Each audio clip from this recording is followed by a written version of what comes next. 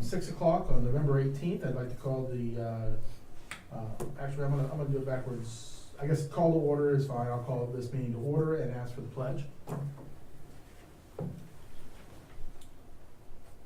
I pledge Allegiance to the flag of the United States of America and to the republic for which it stands, one nation, under God, indivisible, with liberty and justice for all.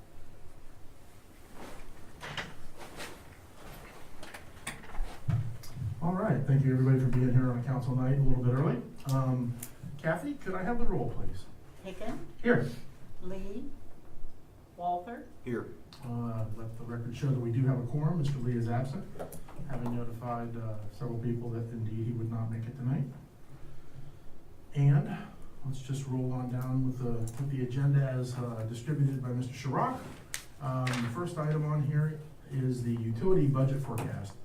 I specifically asked Chris to come in and talk to this group because as we were doing the budget, I think all three members of the utility committee kind of raised eyebrows when we saw the slopes of the different funds as projected by Jamie and some of his, some of the work he was doing for the budget. So I had talked to Chris offhand about it, and he had told me some stuff, and I said, would you be willing to come in and just discuss that with the committee so that we aren't sitting thinking we had just instituted a series of rate increases, and at the same time we're watching this incredible downward, which is exactly what those were designed to stop. So with that, I'll throw it over to you and have you give us a brief overview and maybe answer any questions that the committee might have. Absolutely. So I did want to, just like you said, I want to take a second to address the graphs that came out with the budgeting forecast. It is still trending down with the budgeting that I put forth based off next year, and that is not something that is lost on me. Obviously, the rate increase was designed to get the fund balance to start to climb again. So I met with Jamie in discussing things on what we thought may be happening.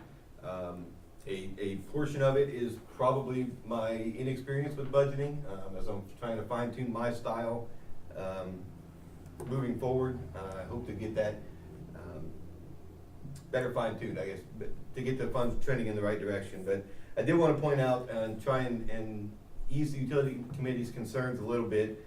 Jamie released his October financial report, and based off of the same 10-month time window this year and last year, the operations fund spending in water is down 21.8%, and in sewer it's down 26.1% from last year. So some of that is due to luck. I don't even like to say it out loud, but we got pretty lucky this year with major components failing. It didn't happen. But I believe that some of that is due to a more conservative fiscal approach than what we've had in previous years. Just because the department has the money available in the budget does not mean that we're going to spend the money if it is not needed. That is not the way we go about things, and I hope that with that mindset moving forward and me getting better at projecting the budget, that we will see starting next year the trending coming back up the way it was designed to with the rate increases. So I guess my first question would be, if you're seeing an extra dollar amount in those two funds, are you seeing anything in the other two funds? Because I think that ideally we meant to address all four, and the last time I saw all four trends were down. Then the other side of it would be should we be even more worried that here you have these savings, and it was almost like a luck situation? Or do you think that it's a situation where you have put more things into the budget? And this is a dual question for probably you and BJ, and it is, did all of a sudden a bunch of things that weren't on the CIP come back? And and are we just going through an exercise there, moving them on and off and on and off? If it's important enough to be on there, put it on there. And so I think there's two things to that. The rate increase did not address the capital improvement fee at all. So that stayed the same.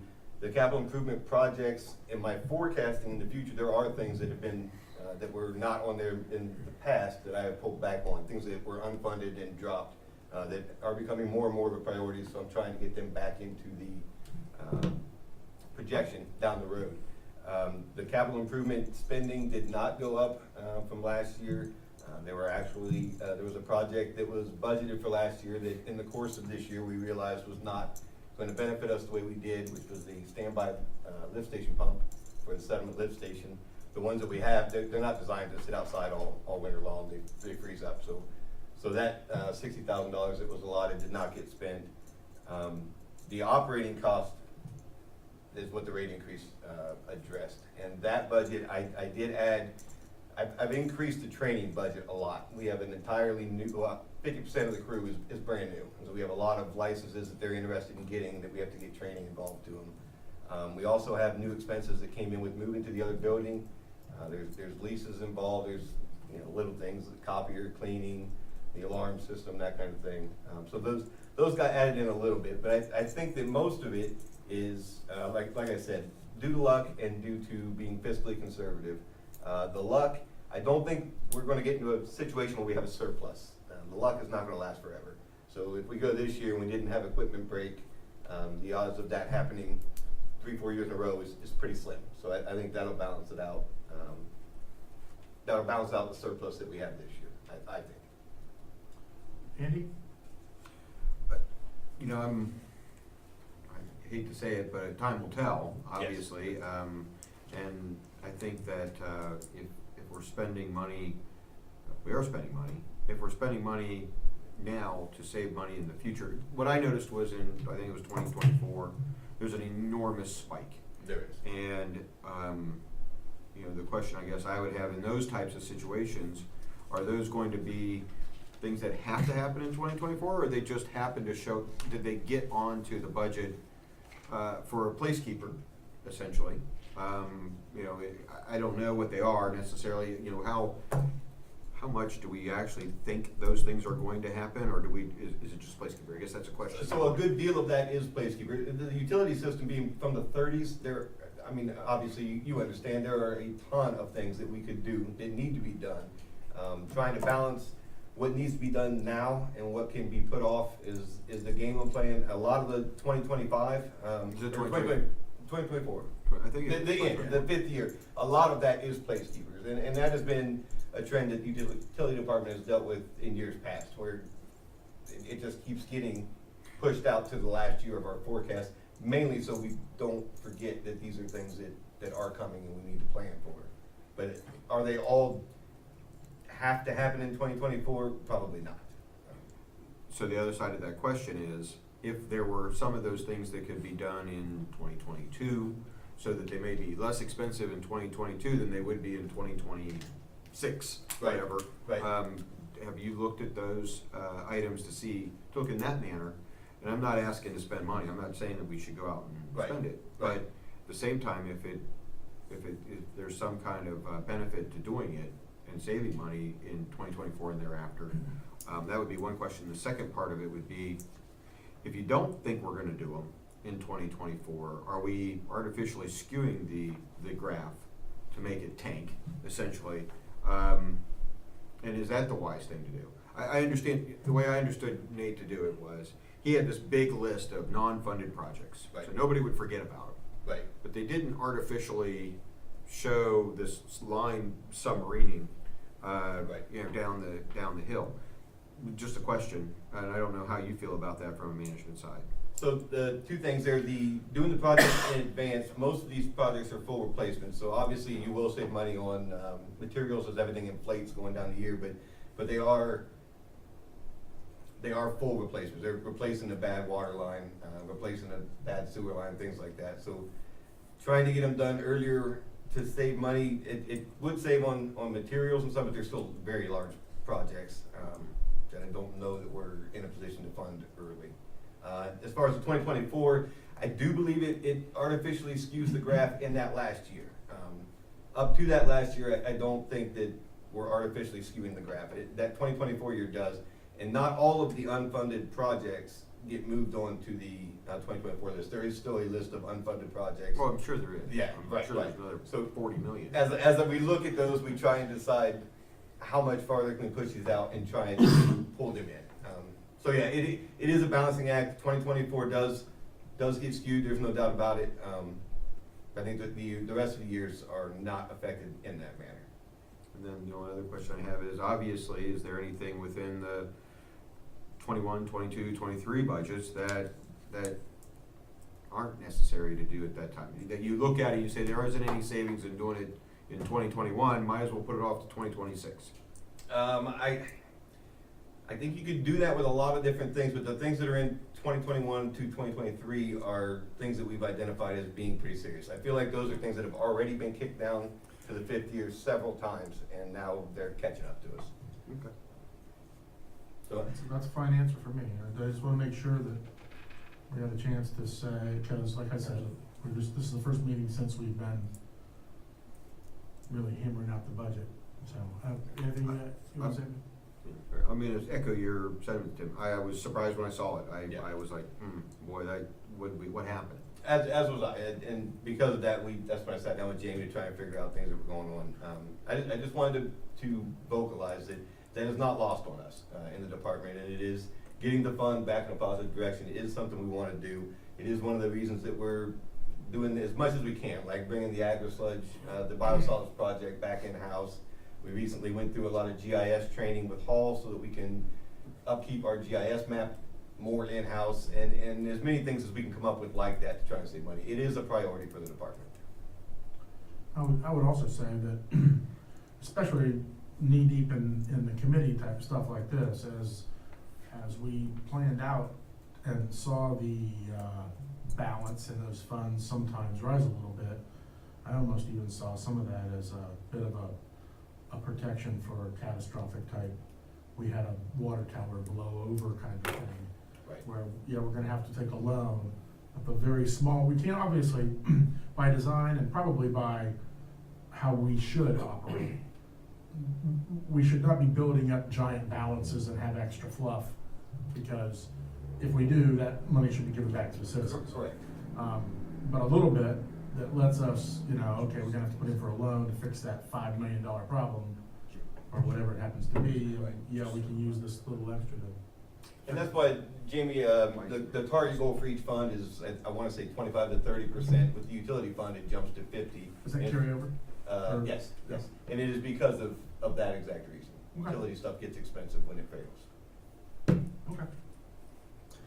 Next item on the agenda is the construction specifications. Kind of a holdover from our last utility committee meeting, and just, I think, there were a couple of questions, but there was also, I think, maybe we just asked for a little bit more time to see if anything freaked us out, so. Absolutely, that's what, this was brought up at the last utility committee meeting. These are changes that they're changes that we're already enacting in the field, and we're trying to make our language and our construction specs reflect what we actually want the developers to do, just to streamline the whole process. So that was the impetus between this. The packet that you have is the excerpt from the construction specs. These are just the pages that changes have been suggested to. The rest of the pages, it's 107 pages of very exciting reading. Those have been left out of the packet. Right. So we have the red line version through the words, and in the back half of that packet, you can see the spec drawings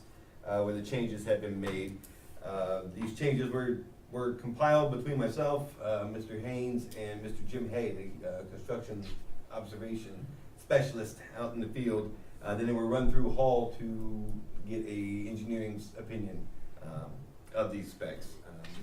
Most of them are pretty trivial. There's things like we don't allow copper line anymore. We require plastic line. The spec said the minimum size water line was 1 inch. It's really 3/4. Things like that. There are some significant ones where if a force main dumps into a manhole, we are moving forward. We'll require an epoxy coating inside that manhole, as well as 2 manholes downstream to prevent the hydrogen sulfide from eating up the inside of the manhole. As the wastewater falls, it gets released. So that was a change. Requiring generators, should we get another lift station down the road, our language only required a plug for our portable generator to go. So moving forward, I would like to make the developers put in a standby generator at the lift station. So if power goes out, we don't have to do anything. It just comes on and it works as normal. Those are some of the more, the bigger style changes that are in there. Mr. Walter? Yeah, I had asked prior to the meeting about a couple things that caught my eye. You know, an inside drop is difficult for you guys to, do maintenance on. It is. And so I would think about those, that's becoming an industry standard not to be an inside drop, rather be an outside Right. drop. Right. And at least allow inside, in my opinion, allow inside drops after you get to a certain manhole diameter. It's helpful to you to Right. do that, and really, that's how, well, Columbus doesn't allow them at all, Right. but, so that would be- As you know, when the Columbus specs change, it kind of drives a lot of the outlying areas specs to change as well. So currently, we have nothing that even defines the inside drop of the manhole.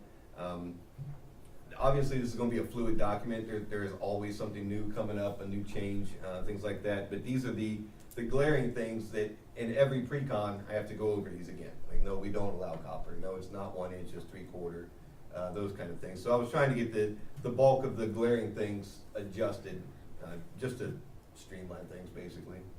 The other one that I would tell you again is the deflections. I'd Yes. have them required to show where deflections are put in. And they are required on all the plans, On all absolutely. as-built, Yes. they show deflections. Yes, they do. Yes, they do. Great. With that said, is the document itself something that has to be adopted by council? It would be a change by resolution to council, so my hope would be, if this was acceptable, to get a recommendation from the utility committee to council at the December meeting, and would have a resolution ready to go at that meeting. Do you feel comfortable with how it reads now, Mr. Walter? Yeah, I'm fine with it. I'm just making a couple other add suggestions in. that I would even throw those in there. If you research Columbus's specs Yeah. and you find that they have for instance, a 48 manhole is your minimum that you can have an inside drop. You're not gonna find that, but if you found it Right, in right, a that- right. 2016 spec, I think 48 is the minimum that they allow. They used to allow it. Now I think they may have it as a 60. I believe a 60 is the minimum they would allow. But whatever the case, I would suggest looking at that. Yeah, absolutely. That's So- a good suggestion. So with that in mind, I'll make a motion that the utility committee would recommend to city council the acceptance of the new construction specifications for the utility department. I'd second that. Moved in second. Kathy, can I have a roll? Hicken, Yes? Walter. Yes.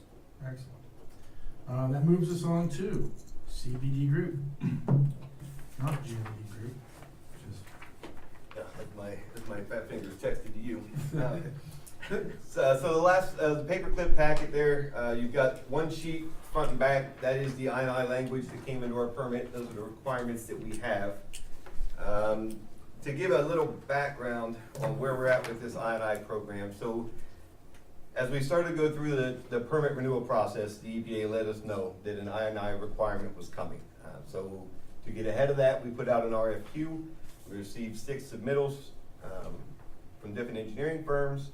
A panel of city staff, myself, Mr. King, and Mr. Haynes reviewed those and ranked the firms based off of what we felt was like the most qualified. Then we began the process of negotiating a scope and a price. The first firm's price came in at $125,000. Staff reviewed that and thought that seemed excessive.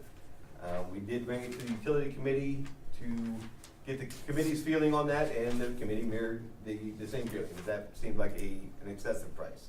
So we let the first firm know that we were not able to come to an agreement.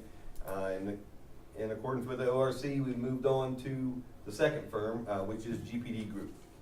They sat down and were able to review the actual language from the permit that came out during this process, developed the scope that you see in the stapled together package from GPD Group, and a price of right around $85,000.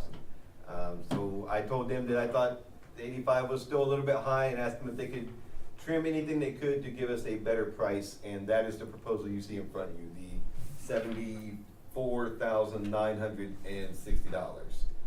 $74,960. There is, just as a heads up to utility committee, there is a resolution on the council agenda tonight to accept this, to go into a contract with GPD Group with this proposal. That was done more as an interest of time. If the utility committee does not want to recommend that, we will respectfully ask council to reject that resolution. But as this is coming up to the end of the year, and the clock has already started on our 15-month window to develop a plan, started November 1st, we just didn't want to waste any time. So that resolution's on the council agenda as a placeholder. And if the committee does not want to go forward with that, we will ask them, council, to reject that resolution. Their proposal does meet every aspect of the I&I program requirements from the EPA. The only one that does not is there is a wet weather evaluation of the wastewater plant upgrades. That you can't do that. There has to be 12 months of data after the upgrade is complete, and then we have 6 months after that to get them an evaluation. So that's outside of this scope. The other interesting thing about this scope is it is evaluating our Old Town system. Part of that will also be the Creek Road lift station. And the way that the service areas are lined up for the city, any development we have will be towards the middle of Pataskala, the Headley Mill corridor, if you like, that area. All of that will have to come through this portion of the collection system and eventually go into the Creek Road lift station. So by analyzing this portion of the collection system for the I&I purpose, we also will get areas that need improvement, areas that are reaching capacity, lift station improvements that may be needed for future development. So it's a little bit of a twofer back and forth. I think that it's important to remember that if we move on to the third firm, we cannot come back to the second firm should we like their price better. And again, not that this is the last minute, but the clock has started November 1st. There's 15 months from November 1st. So time's a little bit of an issue. With that, that's a proposal. I like this proposal from GPD Group. I think I think the price is 60% of our first offer, and I think it covers everything that we need it to cover, and also gives us benefit for future development. Good. I know one of the things that you and I sat down and talked about, and I was pretty frank in my questions, was why would we not just take $74,000 and replace every manhole? That would probably meet some I&I stuff, and I was grateful for your answer back, which was essentially involved. This is gonna map out, if I understand, and I wanna make sure that this is correct, this is a much more in-depth mapping of our existing system for possible I&I sources. Correct. There'll be flow metering put in. It's all the Old Town system as well. That's one of the concessions we got from the EPA, is that our newer subdivision systems that are on the east side of town are not included in the study. So this is all the Old Town system, which is the system that any development would have to tie into. And as far as spending the money only on construction projects, that probably would meet the requirements of the EPA, but it would basically just be checking a box. It wouldn't really fix the I&I getting into our system. So if we seal the manhole here, it's just gonna go down the road to the manhole we didn't seal, and the rainwater will get in there, or into the cracks in the old clay sewer pipe, and the rainwater will get in there. This is a more overall investigation of the system. Do you believe the final report will talk about development and where it would come in? I believe the final report will talk about development, especially with the Creek Road lift station. The Creek Road lift station pumps, it's our main lift station into the sewer plant. Those pumps come on once every 4 minutes, something like that. So it's already pretty close to capacity as it is. And that will be part of this study. And that lift station will be the major thing that needs to be addressed for any significant future development to come to the city. Mr. Walker? So you pointed out one of the items that is not included in the thing is the 12-month historic flow data study to show how that's gonna happen. How would we go about doing that? Is that something they're gonna give you data on, or who's gonna get the data for that? So the wet weather study is simply it'll be data that we already have. It's part of our monthly reports. So that is something that we should be able to do in-house. It's simply compiling the flow data that we have coming into the plant, going out of the plant, and comparing it to the rain data that happens in the event. And then we would compare that to the same data that we already have from before the plant upgrade happened. And then the item 2 within the EPA's requirements, where they want us to evaluate, cross flow from, storm sewers to sanitary sewers. How is GPD gonna do that? So that would be done with camera work, and Are they gonna- the flow metering. The flow metering will narrow down what section in Old Town is getting a lot more rainwater than other sections. And from there, the camera work will go in to actually analyze where the rainwater's come from, what the problem is. So, do we have historical data on can we, I believe I think from over the past years, We do. cameraed just about everything. We do. We have a massive amount of unorganized camera data. Yes, we do. It's That old answers data, it, yeah. but yes, yes. That answers that. Okay. And then lastly, do we have the ability to do any of the flow metering ourselves? We have no equipment and The reason why I'm employees with asking this experience. is because we've got $12,500 in here for flow meters. Yes. How much does a flow meter cost? I do not know how much flow The reason why I ask that is if we could get a flow meter or two for that price, ask them, where do you want the flow meter put in? How do you want it done? We could get them that information, just suggesting possibly that instead of paying them and utilizing their flow meter, we need flow meters anyhow. They're something that could be useful Yeah, for yep, us. absolutely.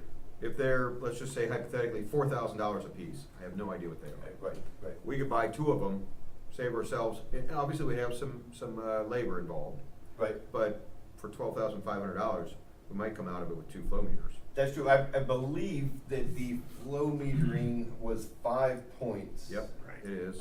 Throughout, so, we could definitely do that, and obviously this is a do not exceed amount. If we could easily come in, and if the price was right, we could buy our own flow meters and use them in this study. Just throwing it out there as an idea to, Right. something that you may need. It would be useful. They are Very labor useful. intensive. They are, you have to go check on them a lot, So just if- because of the nature of the fluid that's flowing. And it's limited to 5, that's what I had seen in the proposal Yes, also. yes. You may wanna do 10. Right. So it's definitely worth looking into, and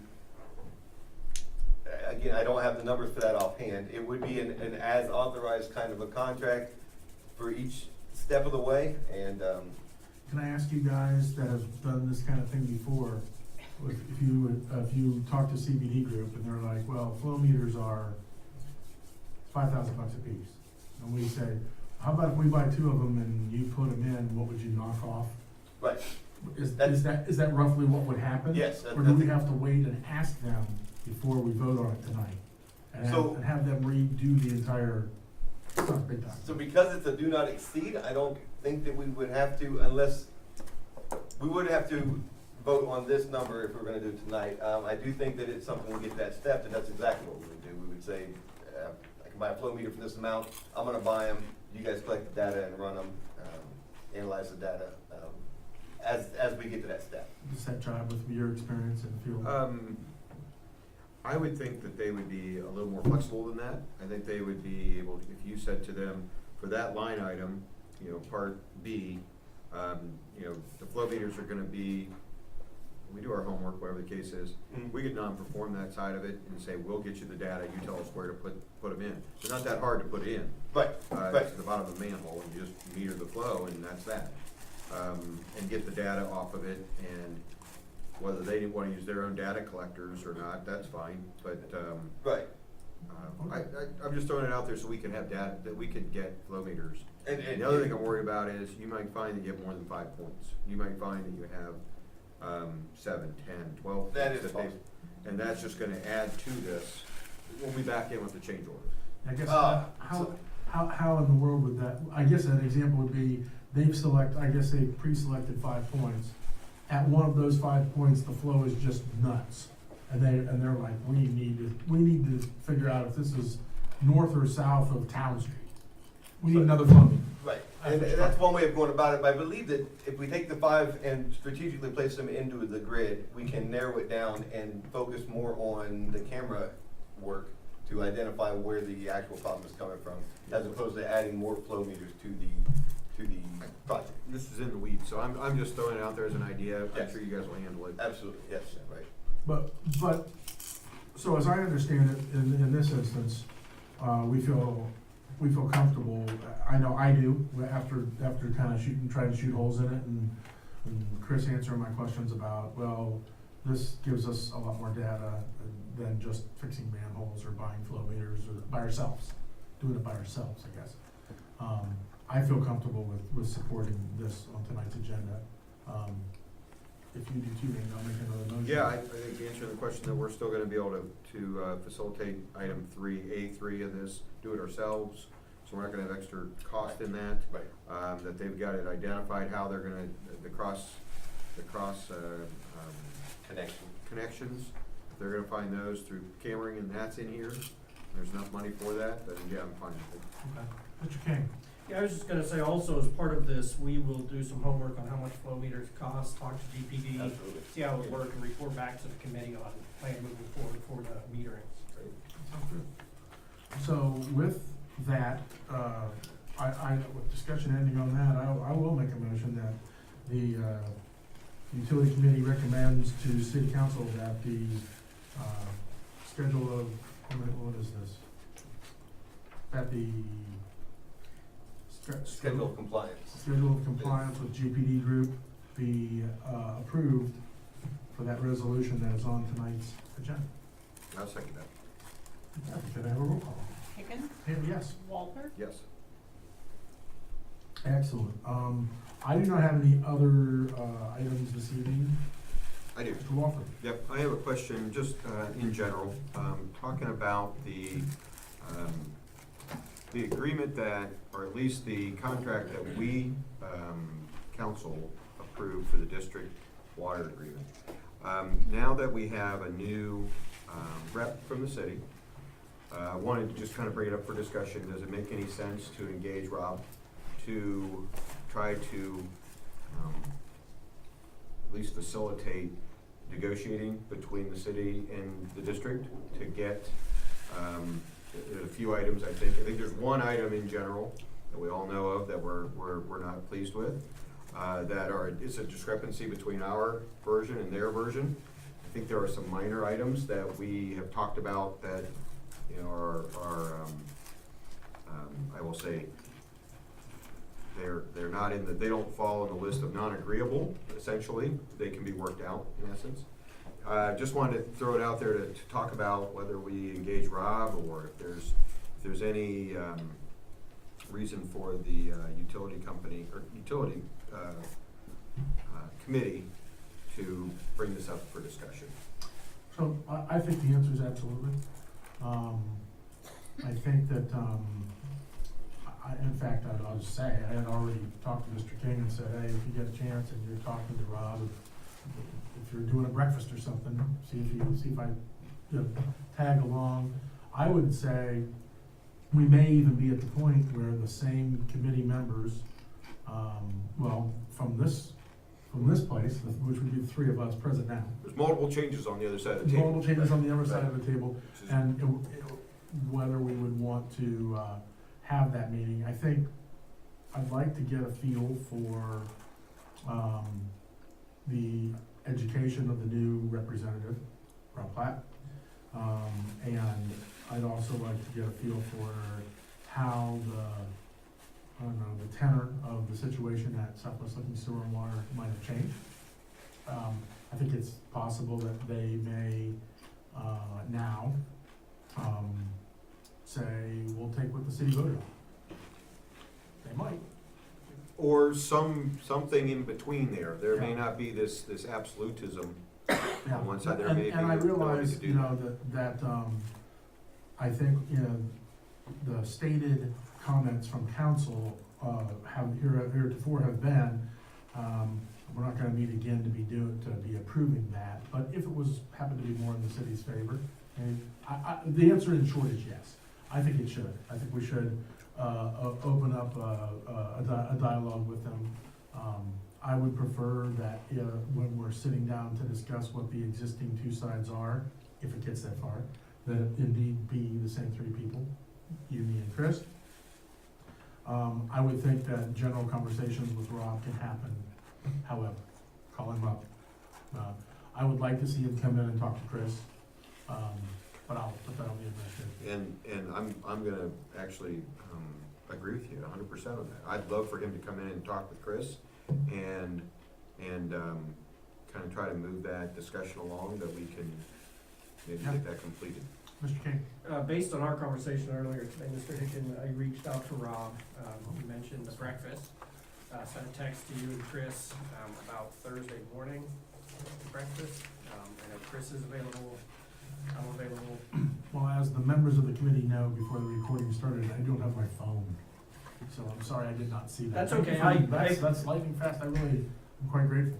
I was planning on talking to you, about it during break, but since it came up, I figured I'd mention it. Awesome. I'd let the record show that the third member of the committee has shown up with a fresh haircut. We are actually finished, I believe, I don't, oh, I'm sorry. Nope, that was all I had. I think it was a good item. With that, I'll entertain a motion to adjourn. Motion to adjourn.